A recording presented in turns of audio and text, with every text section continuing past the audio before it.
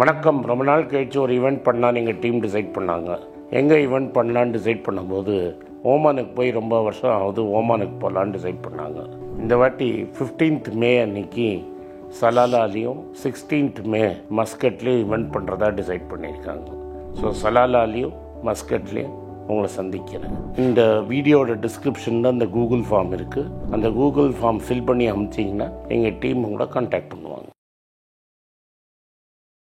வணக்கம். மீண்டும் மணிப்பேச்சில் உங்களை நாம் சந்திப்பதில் எனக்கு மிக்க மகிழ்ச்சி. இன்னைக்கு அக்ஷய திருத்தி, நல்ல நாள். ஸோ நாள் கிழமையை நம்புறவங்களுக்கு இன்னைக்கு கோல்டு வாங்கணும். கோல்டு மட்டும் வாங்காதீங்க, எதை வாங்கினாலும் மல்டிப்ளை ஆகும். கோல்டோட ஸ்டாக்கை வாங்குங்க. அட்லீஸ்ட் ஏதாவது ஒன்று கன்சிடர் பண்ணுங்க. இன்ஃபேக்ட் வினோத் பண்ணிட்டு இருக்கான் இன்ஸ்டாகிராமில். Everyday you can consider some share. So in small quantity, so you stay in touch.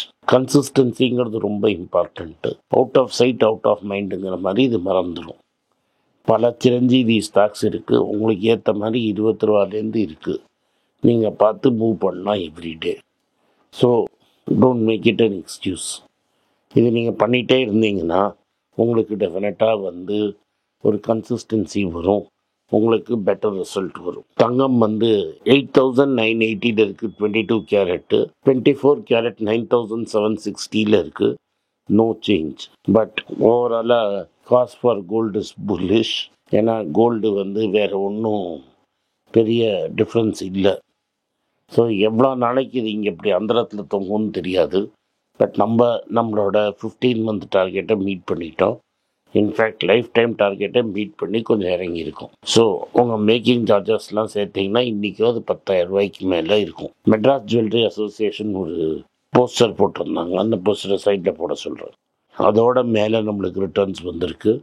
Nearly நான் ஃபஸ்ட்டு பேச ஆரம்பிச்சதுலேருந்து நீங்கள் பணத்தை 4 மடங்கு இதில் பண்ணிட்டீங்க. பட் பல ஸ்டாக்ஸ் அதுக்கு மேலே கொடுத்துருக்குங்கிறதையே மறந்துடாதீங்க. தங்கமயிலே ஒரு பெரிய எக்ஸாம்பிள். ஸோ கரெக்டான ஸ்டாக்கை கரெக்டான சமயத்தில் நீங்கள் வாங்கினா ரிட்டர்ன்ஸ் வரும் அப்படிங்கிறதுல உங்களுக்கு நம்பிக்கை இருக்கணும். அது வரைக்கும் நம்ம பொறுமையாக இருக்கணும். ஒரு ஸ்டாக்கை வாங்கினீங்கன்னா you become a part of a business partner. அந்த பிஸ்னஸ் பார்ட்னர்ஷிப் நீங்கள் பார்க்கணுமே தவிர இன்றைக்கி அது ஏறிட்டா இறங்கிட்டான்னு அழுதுட்டு இருந்தீங்கன்னா எங்கேயுமே போய் சேராதுங்கிறது என்னோட கருத்து. நாட்கோ ஃபார்மாலேருந்து ஆரம்பிப்போம்.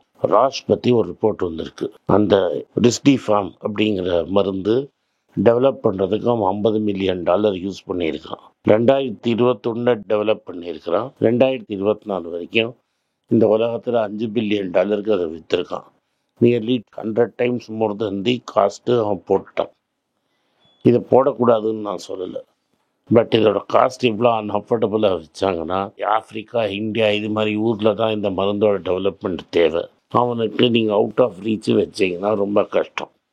எனக்கு நம்மளோட ஃப்ரெண்டு விஷ்ணுக்கு தெரிஞ்ச ஒரு ஃபேமிலியை க்ரௌட் சோர்சிங் பண்ணி தான் ஊசி போட்டாங்க. நல்ல எஃபெக்ட் இருந்தது. ஸோ இதனால தான் நம்ம நாட்கோ ஃபார்மா மாதிரி ஸ்டாக்கெல்லாம் வாங்குகிறோம். மேபி அது ஸ்டார்ட் அப்பாக இருக்கட்டும். பட் உங்களுக்கு இப்போ நல்ல ரிட்டர்ன் கொடுத்துருக்கு. பயந்தவங்க ஓடி போயிடுங்க. பட் இதுதான் நாட்கோ ஃபார்மா பண்ணுற பிஸ்னஸ். அந்த மருந்தை தான் நாட்கோ ஃபார்மா 16,000 ரூபாய்க்கு கொடுக்குறோம். ஸோ நல்லா புரிஞ்சுக்கோங்க. கோடிக்கணக்கில் இருந்த மருந்து, லட்சக்கணக்கில் இருந்த மருந்தை 16,000 ரூபாய்க்கு கொடுக்குறாங்க. இது நம்ம நாட்டுக்கும் ஆஃப்ரிக்கா மாதிரி ஊரில் இருக்கிறவங்களுக்கு செய்கிற நல்லது. இதனால்தான் இது மாதிரி ஸ்டாக்கு சீப்பாக இருக்கிறச்ச நம்ம இது மாதிரி ஒரு நற்காரியத்தில் பார்ட்னராக இருக்கிறது நல்லது. உலகத்தில் எல்லாமே காசு பண்ணுறதே கிடையாது. நம்ம காசுக்காகவே வாழ முடியாது. இது என்னோட கருத்து.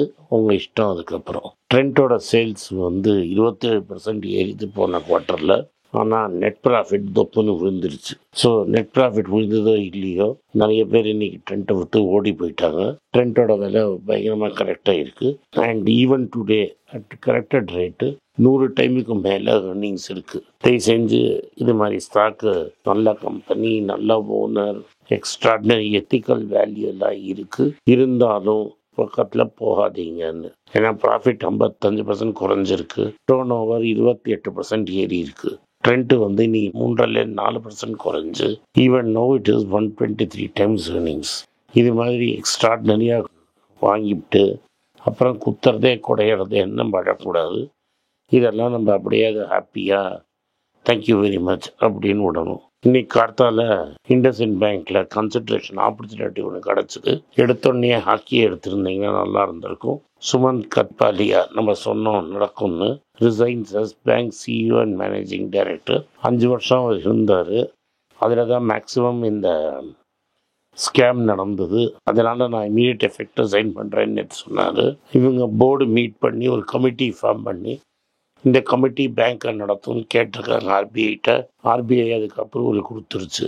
நம்ம 605 கன்சிடர் பண்ண ஆரம்பித்தோம். அது 25% தப்பு. அவசரப்பட்டு இதுலேருந்து எக்ஸிட் பண்ணிடாதீங்க. புது எம்டியை கண்டுபிடிச்சி ஆர்பிஐ ஹாப்பி பண்ணுறதுக்கு அது மாதிரி ஒரு எம்டியாக பார்த்து போடுவாங்க. அது வரைக்கும் பொறுமையாக இருக்க வேண்டியது நம்மளோட கடமை. பஜாஜ் ஃபைனான்ஸ் 4:1 போனஸ் கொடுத்துருக்காங்க. 56 ரூபா டிவிடெண்ட் கொடுத்துருக்காங்க. அப்படின்னா ஒரு ஷேருக்கு 4 ஷேர் தராங்க. அப்போ நம்பர் ஆஃப் ஷேர்ஸ் ஏறும். மார்க்கெட் ப்ரெஷரில் இருக்கும். ரிசல்ட்டு சரியில்லை அப்படின்னு சொல்லி ஸ்டாக் அடித்து 5.5% அடிச்சிட்டாங்க. அது பின்னாடி பேட் லோன்ஸ் ஏறலாம் அது இதுன்னு ஒரு பயமுறுத்திட்டாங்க. மெயின்லி இவங்களுக்கு வாங்குகிற டிமாண்ட் இல்லை, ஸ்டாக் ரொம்ப ஹையாக இருக்குது. இந்த டிவிடெண்ட் 12 ரூபா கொடுத்துருக்காங்க. ரெக்கார்ட் டேட்டுக்கு அப்புறம் புக்கில் உங்களுக்கு கிடைக்கும். ஸோ டோட்டல் டிவிடெண்ட் 56 ரூபா இந்த வருஷத்துக்கு கொடுத்துருக்காங்க. நெட் ப்ராஃபிட் 4,545 கோடி. நெட் இன்ட்ரெஸ்ட் இன்கம் 9,870 கோடி. டோட்டல் இன்கம் 23% ஏறி இருக்குது. பட் இதெல்லாம் இருந்தாலும் மார்க்கெட்டுக்கு அவங்க ஏற்ற லெவலில், ஏன்னா அவன் எக்ஸ்பெக்டேஷன் ரொம்ப ஜாஸ்தி, அந்த லெவலில் ஃபைனான்சிங்கும் நடக்கலை, அந்த லெவல் க்ரோத்தும் இல்லாதனால இந்த ஸ்டாக்கை 4% அடிச்சிருக்காங்க. ஹெச்டிஎஃப்சி பேங்க் ரேட்டு ஏறி இருக்குது. இங்கே ரேட்டு ஏறினது liquidity surge from the reserve பேங்க்கு. லிக்விடிட்டி சர்ஜுனால எல்லா பேங்க் ஸ்டாக்கும் ஏறி இருக்குது.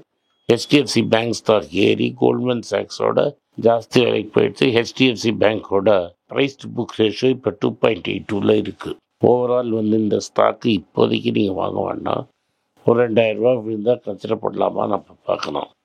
ஸோ இது போஸ்ட் மேஜர் ரிக்கவரிங்கிறது இன்னும் டைம் ஆகும். நேற்று ஹெச்டிஎஃப்சி அவங்க எம்ப்ளாயீஸை வார்ன் பண்ணியிருக்காங்க. இது மாதிரி நீங்கள் டெம்பரரியாக டெபாசிட் ரெடி பண்ணி 4 நாளில் வாபஸ் வாங்கிறதால பேங்க் பேர் கெட்டு போகுதுன்னு. ஸோ இது ஓவரால் ரிசல்ட்டு. அதுக்கப்புறம் டாடா மோட்டார்ஸோட ஷேர்ஸ் நீங்கள் 3% கீழே விழுந்திருக்கு.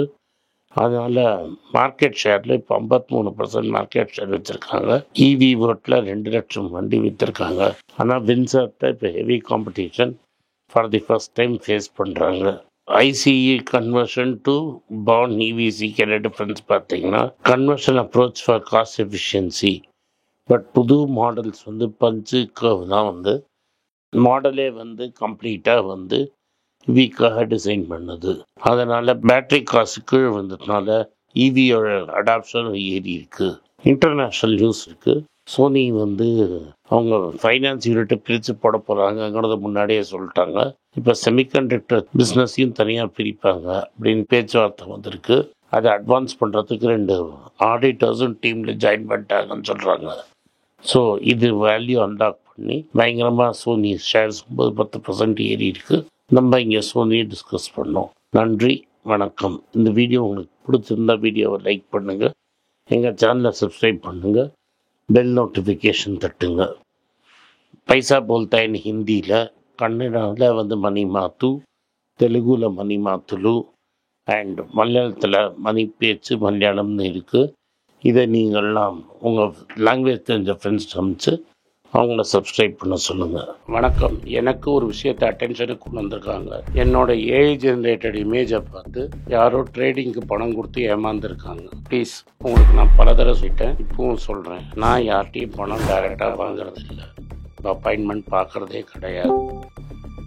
அதனால் என்னை பார்க்கலான்னு யாராவது காசு கேட்டாலும் இல்லைன்னு சொல்லிட்டு, அடுத்தது ஒரு இமெயில் ஐடி இருக்குது, அதில் போட்டால் எங்கள் டீம் கான்டாக்ட் பண்ணுவாங்க. அது டைம் ஆகுதுன்னா வினோதோட இன்ஸ்டாகிராம் அக்கௌண்ட்டில் வினோத்திட்ட மெசேஜ் பண்ணுங்க. அவன் என் தம்பி, அதுலேயும் அவன் காசு கேட்க மாட்டான். காசு கேட்குறாங்கன்னா ஏமாறுறீங்க. யார் என்ன சொன்னாலும் கம்பெனிக்கு செபி அல்லது ஐஆர்டிஏ அல்லது ஆர்பிஐ ரெஜிஸ்ட்ரேஷன் இருக்கும். கொடுக்கணும். இந்த 3 ரெஜிஸ்ட்ரேஷன் ஏதாவது இருந்தால் தான் உங்களோட பணத்தை நீங்கள் கொடுக்கணும். நீங்கள் இன்கேஸ் ஆஃப் இன்சூரன்ஸ் டைரெக்டாக இன்சூரன்ஸ் கம்பெனிக்கு தான் கொடுக்கணும். இன்கேஸ் ஆஃப் ட்ரேடிங் நீங்களே புரோக்கர்கிட்ட போட்டு ட்ரேட் பண்ணணும். மியூச்சுவல் ஃபண்டும் கம்பெனிக்கு தான் கொடுக்கணும். த்ரூ எக்ஸ்சேஞ்சு நீங்கள் வாங்கிக்கலாம். இதெல்லாம் எதுக்கு நான் உங்களுக்கு சொல்கிறேன்னா, யாரையாவது சொல்கிறாங்கன்னு நம்பி ஏமாறாதீங்க.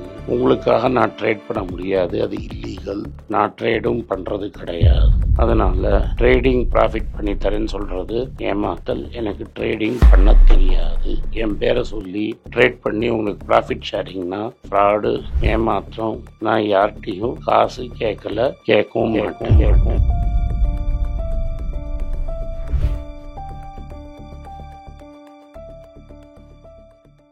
உங்கள் பேராதரவுக்கு மிக்க நன்றி. நான் டோட்டலாக 5 புஸ்தகங்கள் எழுதியிருக்கிறேன்.